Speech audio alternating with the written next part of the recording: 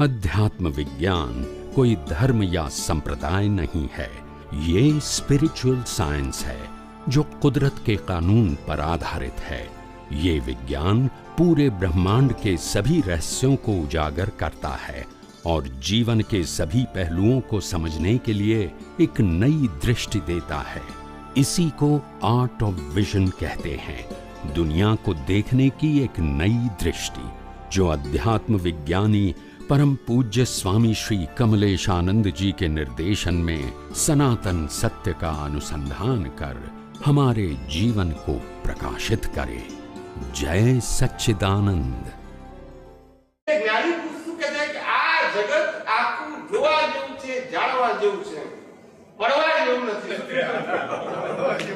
જો જાણો મુક્ત મને કેવું એનો વાંધો નથી, પણ પડો ની અંદર પડો એટલે ઊંડા ના ઉતરો, ઇન્વોલ્વ ના થાવ। ઘણા કેટલાકની પ્રકૃતિ એવી હોય ને, કઈ પણ વાત હોય ને, સોશિયલ વાત હોય, ગમે તે વાત હોય, એમાં એકદમ ઊંડા ઉતરી જાય, પ્રશ્નો પર પ્રશ્ન કરે છે, ઊંડો ઉતરી જાય। આપણને લાગે કે આવા કાદવમાં શું કામ ઊંડો ઉતરે છે, ડાઘા તને જ પડશે પછી ના સમજાયું। આ જે વાત કામની નથી ત્યાં કર મીંડું ને માર ચોકડી, ખ્યાલ આવી ગયો। આપણને કોઈ કહે તો બી એમ કે મને હમણાં સમય નથી, વાતો જાણીને શું કરવાની છે?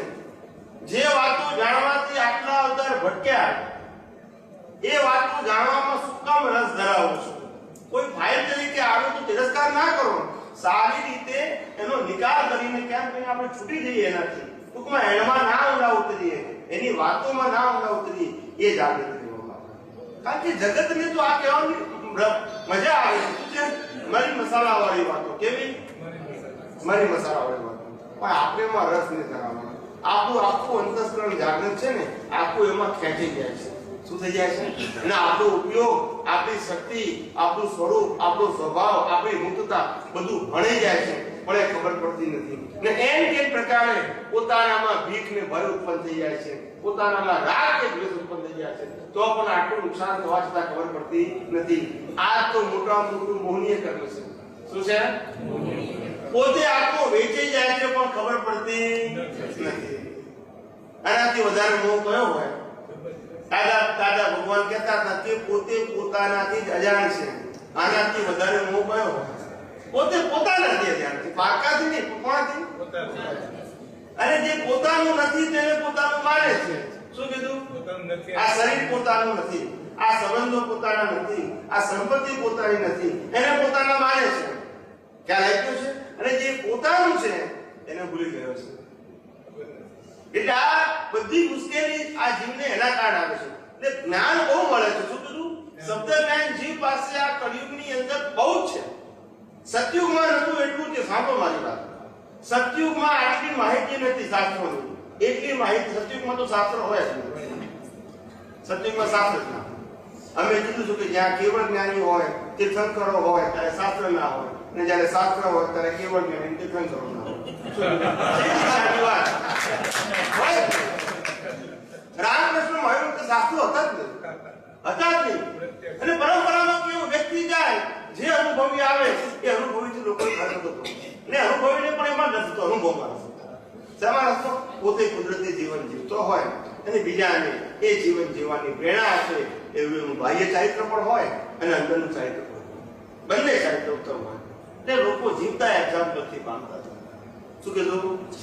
આજે જીવતા એક્ઝામ્પલ મળતા નથી, નંબર 1, ને નંબર 2, આજે ઇન્ફોર્મેશનનું માધ્યમ એટલું બધું બ્રોડ થઈ ગયું છે। ઓડિયો કો, વિડિયો કો, ટેલિવિઝન કો, ન્યૂઝપેપર કો, આ બધા દ્વારા એટલી બધી વધી ગઈ છે કે માણસ એના વિચારો, વિકલ્પો અને એને ફાળવેલા સમયમાંથી બહાર નીકળે તો બીજું વિચાર કરે। એટલો બધો અંદર કંજસ્ટેડ થઈ ગયો છે, કેવો થઈ ગયો? કંજસ્ટેડ થઈ ગયો છે એની અંદરથી, અને એમાંથી એને મોકળાશ, હળવાશ મળતી નથી। બહુ જ તમે આ બધું જોશો ને અંદર તો બધાને ખબર પડે છે, આ કઈ નવી વાત નથી આ બધી। શું કીધું? આપણે બધા જ ડે ટુ ડે લાઈફમાં એમાંથી પસાર થઈ રહ્યા છીએ। એને જોતા આવડશે તો તમને ખબર પડશે કે આપણી આ ભૂલ આપણી ક્યાં થાય છે। ભૂલ ક્રિયામાં થતી નથી, ભૂલ શબ્દોમાં થતી નથી, ભૂલ વિચારોમાં થતી નથી, ભૂલ દ્રષ્ટિમાં થાય છે. ક્યાં થાય છે? ને બદલવાની દ્રષ્ટિ છે, મન વચન કાયાને નહીં. દ્રષ્ટિ બદલવાની છે. અમે કીધેલું ને કે ભાઈ આપણે ફર્સ્ટ ફ્લોર ઉપર ઊભા હોય બાલ્કનીની અંદર, અને બાલ્કની અંદર આપણું રોડ ઉપર મકાન હોય ને આપણે જોતા હોય કે સાયકલ વાળો જાય, સ્કૂટર વાળો જાય, રિક્ષા વાળો જાય, કાર વાળો જાય, ટ્રક જાય, મોટી બસ જાય, બધું જાય, ઢગલે બધું વાહનો પસાર થતા હોય ને આપણે જોયા કરતા હોય ત્યારે આપણને લાગે કે આ રોડ કેટલો બિઝી છે, અને આપણે મોઢું ફેરવી નાખીએ બીજ તરફ તો એકદમ ઈઝી થઈ જાય. શું થઈ જાય? બીજી રોડ કેવો થઈ જાય? તો આપણે રોડને અટકાવવો છે કે દ્રષ્ટિ બદલવી છે?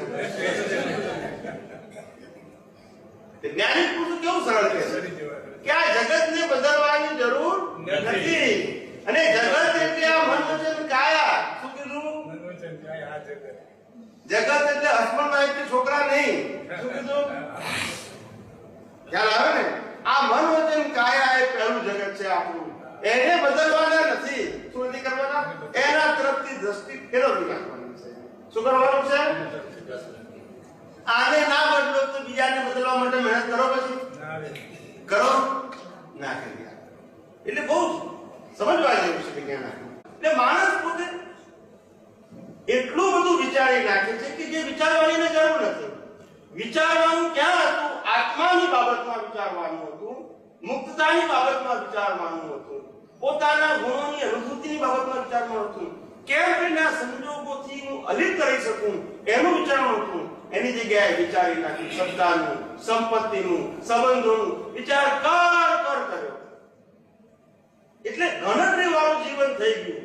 હંમેશા એજ્યુકેશન થી ફાયદો થયો છે, પણ સાથે સાથે એજ્યુકેશન વાળું જીવન અતિ ગણતરી વાળું થઈ ગયું. કેલ્ક્યુલેશન. શું કીધું? હસબન્ડ ને વાઈફ ને એકબીજાને મળવું હોય તો ટાઈમ આપવો પડે, એવો સમય છે. પેલો કે હું ગુરુવારે 2 કલાક આપીશ ને આપણે વાત કરી હતું, ટાઈમ નથી મારી પાસે. ખ્યાલ આવ્યો? ધંધામાં તો ટાઈમ હોય નહીં. ઘેર આવ્યા પછી પાછા પોતાના પ્રોજેક્ટનો વિચાર કરતો, પેપર કામ, કોમ્પ્યુટર, આ તે કોણ કરવાનું બધું ચાલુ જ હોય. કરે શું બચારો? દાદા ભગવાન બહુ સરસ કહેતા હતા, આને ક્યાં જવું છે કે છે, એ તો બહુ દોડ કરીને કે છે, કોઈ સ્ટેશન છે? ત્યારે એક મહાત્મા બોલ્યા હતા, દાદાજી સ્મશાન તો છે ચલમ, પણ એમને બધું નહીં દોડે તોય જવાનું છે. આ દોડે છે શેના માટે આટલું બધું કે છે? ખ્યાલ આવ્યો? પણ એને ખબર નથી, કારણ કે એ ભૌતિકતામાં એટલો વ્યાપી ગયો છે. શું થઈ ગયું છે? વ્યાપી ગયો છે ભૌતિકતામાં. સત્તા, સંપત્તિ અને સંબંધોમાં એટલો ઓતપ્રોત થઈ ગયો છે, એને પોતાને ખ્યાલ નથી. માણસ પોતે જ્યારે જ્ઞાન પ્રાપ્ત થાય ત્યારે માણસ કે બસ હું પામી ગયો. ખરેખર પામ્યો નથી. તમે જે પામ્યા છો એ બીજાના અનુભવનું પામ્યા છો, તમારો અનુભવ નથી. તમારો અનુભવ થશે ત્યારે તમે પામ્યા કહેવાશો. શું કીધું? આપણો અનુભવ થાય ત્યારે પામ્યા કહેવાય. જ્ઞાનીઓનું જો જ્ઞાન આપવાનું છે એ ઉદય કર્મને આધીન કેવા છે? નિમિત્તને આધીન. આપણી પુણ્ય છે અને એ નિમિત્ત છે આપણા માટે. ખ્યાલ આવે છે ને? એટલે આપણને આ જ્ઞાન મળે છે. પણ તેથી જ્ઞાની પુરુષ શું કરે?